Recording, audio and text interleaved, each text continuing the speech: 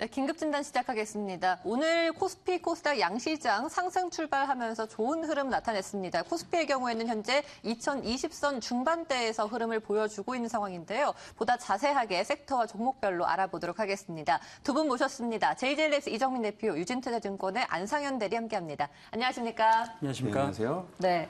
자, 오늘 먼저 가장 살펴봐야 될 게 바로 조선주들인 것 같습니다. 조선주들 4% 넘는 강세 흐름이 나타나고 있는데 왜 그런지부터 일단 이유를 들어봐야 될 것 같아요. 안상현 대리께 먼저 여쭤볼까요? 네. 예, 우선 지금 현재 조선주 4% 넘게 강세를 보이고 있는데 저번 주에 현대중공업 그리고 현대미포조선에 굉장히 좋은 실적이 나왔다는 점이 터닝 포인트였습니다. 이렇게 실적이 나오면서 ROE에 대한 증가율이 지금 3.8%에서 5%까지 상승을 하게 되면서 지금 PBR도 1배까지 올라갈 수 있다는 그런 논리로 지금 오늘 굉장히 좋은 모습을 보여주고 있습니다.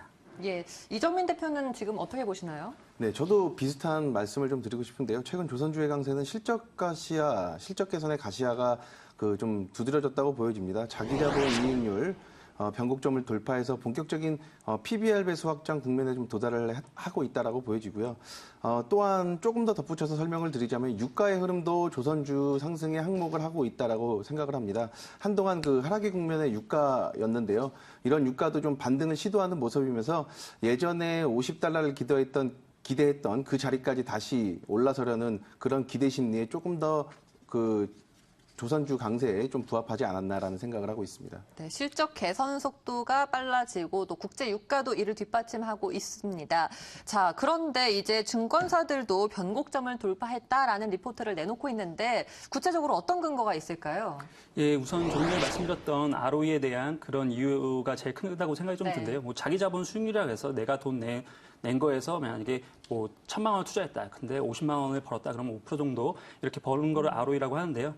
이런 부분들이 지금 개선 속도가 빠르게 나타나고 있다는 점입니다. 근데 제가 봤을 때 여기 이런 논리로서 PBR 1배까지 가야 된다는 그런 논리인데요. 근데 PBR도 어떻게 보면 북밸류이기 때문에 북밸류에는 이런 조선이라든지 이런 배라든지 이런 것들이 다 같이 넣어져 있습니다. 그렇기 때문에 PBR 1배까지 상승한다는 논리보다는 지금 정도쯤에서 어느 정도 비중을 좀 축소하는 전략이 맞지 않을까. 그리고 현대중공업이라든지 현대미포조선 같은 경우에 굉장히 좋은 수익을 보여줬지만 지금 대우조선해양이라든지 실적은 잘 나왔지만 앞으로도 구조조정이라든지 이런 이슈가 아직까지 남아있는 상황이고 그리고 삼성중공업도 대규모 유상증자를 통해서 앞으로 자본을 조달하고 그리고 비용도 떨고 거기 때문에 어느 정도 진척이 되는지는 3분기, 4분기까지는 지켜봐야 되지 않을까 이렇게 보고 있습니다. 예. 그런데 국제유가의 흐름은 아직까지 상승 추세로 전환이 됐다라고 하기에는 조금 무리가 있어 보일 것 같은데요. 이정민 대표는 어떻게 생각하세요? 네, 먼저 좀 설명을 드리자면 안상현 대리님께서 말씀하신 부분에서 일부 동조를 하는 그런 저도 생각인데요.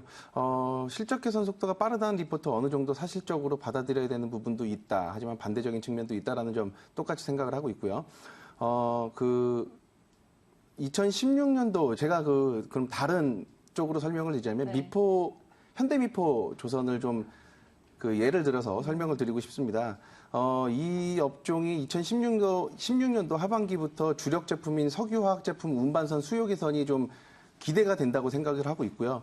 현재 석유화학 제품 운반에 인도선이 부족한 상황에서 인도를 타겟으로 한 선제 발주 물량이 늘어나면 당연히 현대미포조선과 같은 주가들의 영향력이 좀 있을 수 있다라고 보여지고요. 조금 전에 말씀하신 대로 유가의 부분에 대해서 말씀을 드리면 유가가 조금 이제는 턴어라운드에서 바텀업하고 있는 부분이 없지 않아 있다고 보여지는데요.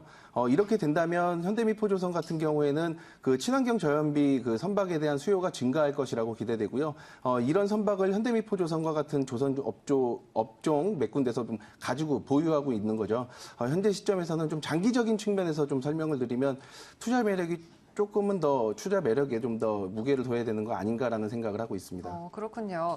자, 그렇다면 지금 조선주가 이제 반등 구간이 살짝 기미가 보이고 있는데 이 타이밍에 매도를 해야 되는지 아니면 조금 더 홀딩을 하는 게 좋을지 OX를 통해서 대답 들어보도록 하겠습니다. 들어주시죠. 네. 의견이 갈렸다고 해야 되나요? 자, 먼저 이정민 대표께서는 오를 들어주셨고 안상현 대리는 세워주셨네요. 예, 아까도 말씀드렸다시피 네. 이제 종목별로 약간 차별화가 있다고 좀 판단이 되고 있기 때문에 우선 지금 현재로서는 현대중공업이라든지 미포조선이 비용을 먼저 떨구고 이제 실적을 턴어라운드 하는 부분이라서 이 현대미포나 중공업 정도는 지금 홀드를 해도 괜찮다고 판단하지만 대우조선해양이라든지 그다음에 삼성중공업 같은 경우 아직까지도 LNG선을 분할을 해서 새로 한다. 그리고 기존에 있던 다른 사업 부분을 떼낸다. 뭐 이런 부분들이 아직까지 남아있기 때문에 이런 그 비용적인 측면들을 3분기, 4분기는 봐야 된다라고 보고 있습니다. 네, 알겠습니다. 구체적인 종목별로 조금 접근을 다르게 해야 된다라고 의견 주셨는데 이정민 대표는 어떻게 동의를 하시는지. 네, 동의되는 부분이 있습니다. 저도 그 종목별로 좀 다르다고 생각을 하는데요. 조선업종의 주가는 대형주를 중심으로 조금 더 강세를 보일 것이라고 생각을 하고 있습니다. 특히 아까 앞서서 설명해 주신 현대중공업과 현대미포조선의 주가는 현재 상승폭보다 조금 더 상승해야 되는 모습을 보여야 된다라는 측면에서 바라보고 있고요.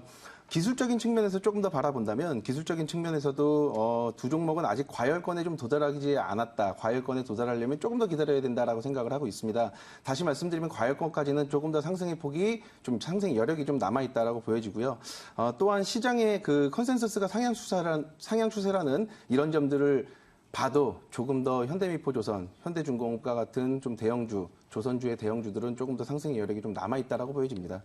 네, 알겠습니다. 자, 조선주에 대해서 진단 받아봤습니다. 오늘 시장에서 또 주목해야 할 종목이 있는데요. 바로 철강 관련 종목들입니다. 조선주와 반대 흐름으로 약세 흐름을 동반해서 보여주고 있습니다. 미국이 이 한국산 열연 강판에 대해서도 관세를 부과하기로 결정했다라는 소식에 약세 모멘텀으로 작용하고 있는데 오늘 포스코, 현대제철 등 관련주들 약세 흐름입니다. 이 리스크가 얼마나 갈지 일단 철강주에 대한 투자 의견부터 OX로 들어보겠습니다. 들어주시죠. 네, 두 분 다 부정적으로 일단은 진단을 내려주셨습니다. 안상현 대리께 여쭤볼게요.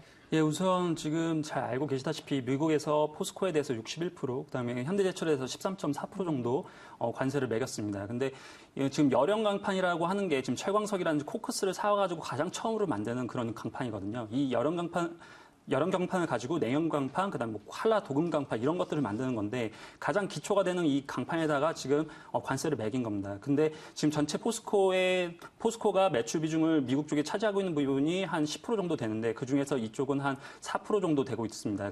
이 상황에서 저희가 한번 생각을 해봤을 때 저희가 지금 굉장히 더워서 아이스크림 같은 거 사 먹잖아요. 네. 아이스크림 사 먹는데 500원에 사 먹다가 1,000원에 사라가면 사겠습니까? 뭐 그런 거가 있다시피 그렇죠. 이런 강판 쪽에서도 굉장히 그런 부분이 지금 나타나고 있기 때문에 지금 1,000원에 사라는 거를 60% 올리면 1,600원에 사야 되는 거거든요. 이런 부분들을 경쟁력을 굉장히 가져가려고 하면은 매출액을 굉장히 낮춰가지고 영업이익률 단에서 굉장히 낮은 수준으로 가져가야 되기 때문에 지금 이런 부분들도 지금 향후에 어떻게 진행이 되는지 3분기, 4분기에 과연 매출이 어떻게 되고 있고 그리고 영업이익률이 실제로 얼마나 떨어졌는지를 확인하기 전까지는 지금 잡기에는 조금 부담이 있지 않을까라고 생각이 들어서 네. 지금 굉장히 실적은 굉장히 잘 나왔는데 굉장히 찬물을 끼얹은 상황이라서 우선은 좀 관망할 필요가 있다고 판단합니다. 네, 3, 4분기 앞으로 어떤 흐름을 보여줄지 지켜봐야겠습니다. 오늘 면세점주 중에 하나갤러리아 타임월드가 또 실적이 안 좋게 나오면서 52주 신저가를 기록하기도 했습니다. 면세점주들 대부분의 종목들이 실적이 좋지는 않은 상황인데 일단 하나갤러리아 타임월드에 국한해서 투자 의견부터 들어보도록 하겠습니다. OX 들어주시죠. 네, 역시나 부정적으로 의견이 나왔습니다. 이정민 대표께서 정리해 주세요. 네, 말씀하신 하나갤러리아 타임월드는 올해 2분기에 그 28억 원의 영업 손실과 60억 원의 손실을 기록해서 작년 동기 대비 모두 적자 전환을 했는데요. 개인적인 소견으로는 2017년까지 이런 분위기가 좀 지속될 것이라고 보여집니다. 바로 마케팅 비용 등의 부담이 조금 가속화되고 있다라고 보여지고요. 또 서울 면세점의 영업 손실이 점차 증가하고 있다라는 점에서 다른 경쟁사들에게 조금 더 뒤처지는 모습들이 조금 더 가속화되고 있다라고 보여지면서 하나갤러리아 타임월드는 조금 더 하락의 국면을 맞아야만 다시 반등을 할 수 있지 않나라는 생각을 하고 있습니다. 네, 알겠습니다. 조금 더 떨어진 이후에 반등이 나올 것이다라고 진단해 주셨습니다. 오늘 두 분 말씀 여기까지 듣도록 하겠습니다. 고맙습니다. 감사합니다. 네, 이어서 구체적인 종목 추천 받아보는 시간이죠. 주식 과외쌤 함께하겠습니다. MBN골드 장성민 매니저 바로 만나보시죠.